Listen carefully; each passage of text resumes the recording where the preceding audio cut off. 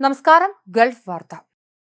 ഗസയിലെ പ്രശ്നങ്ങൾ പരിഹരിക്കാൻ അമേരിക്കയുമായി സഹകരിക്കാൻ സൗദി അറേബ്യ സന്നദ്ധത അറിയിച്ചു. കിരീടാവകാശി അമീർ മുഹമ്മദ് ബിൻ സൽമാന്റെ അധ്യക്ഷതയിൽ ചൊവ്വാഴ്ച ചേർന്ന മന്ത്രിസഭാ യോഗത്തിലാണ് ഗസയിലെ യുദ്ധം അവസാനിപ്പിക്കുന്നതിനും ഫലസ്തീൻ രാഷ്ട്രം സ്ഥാപിക്കുന്നതിനും വേണ്ടിയുള്ള നിലപാട് ആവർത്തിച്ചത്.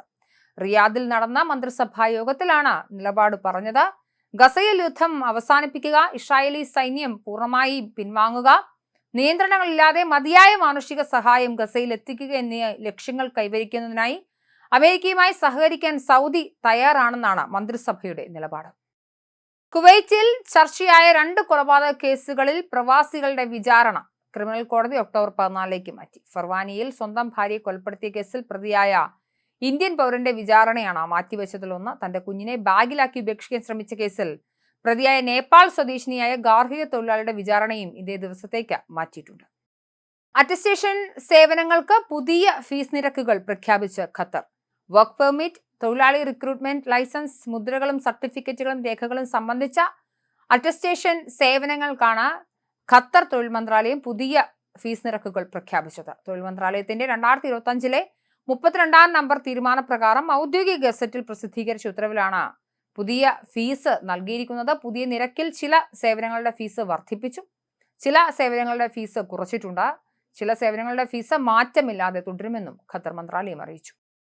കുവൈറ്റിൽ 20 ലക്ഷം ക്യാപ്റ്റ് ഗൺ ഗുളികകൾ പിടികൂടി. കുവൈറ്റിലെ ഷുവൈഗ് കസ്റ്റംസ് ഗ്ലാസ് കണ്ടെയ്നറിൽ ഒളിപ്പിച്ച നിലയിൽ കടത്താൻ ശ്രമിച്ച ക്യാപ്റ്റ് ഗൺ ഗുളികകളാണ് പിടികൂടിയത്. മയക്കുമരുന്ന് കടത്ത് തടയുന്നതിനുള്ള നിരന്തര ശ്രമങ്ങളുടെ ഭാഗമായാണ് മയക്കുമരുന്ന് വേട്ടയെന്ന് കസ്റ്റംസ് ജനറൽ അഡ്മിനിസ്ട്രേഷൻ ബുധനാഴ്ച വൈകുന്നേരം അറിയിച്ചു.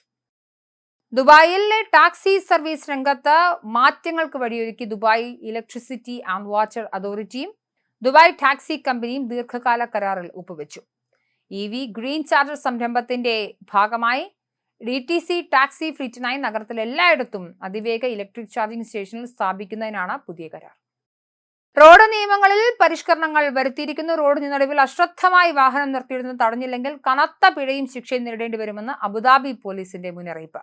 ഡ്രൈവറുടെയും മറ്റ് റോഡ് ഉപയോക്താക്കളുടെയും ജീവന് ഭീഷണി ഉയർത്തുന്ന ഏതൊരു പ്രവണതയ്ക്കെതിരെയും കർശന നടപടിയെടുക്കുമെന്നും പോലീസ് അറിയിച്ചിട്ടുണ്ട്.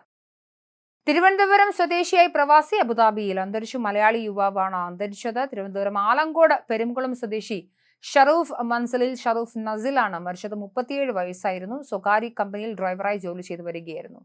അബ്ദുറഹിമിന്റെയും നൂർജഹാന്റെയും മകനാണ്. ഭാര്യ ഷൈനി ഷറൂഫ്, മകൾ ഫാത്തിമ ഇറാൻ. ഖബറടക്കം നാട്ടിൽ നടക്കും.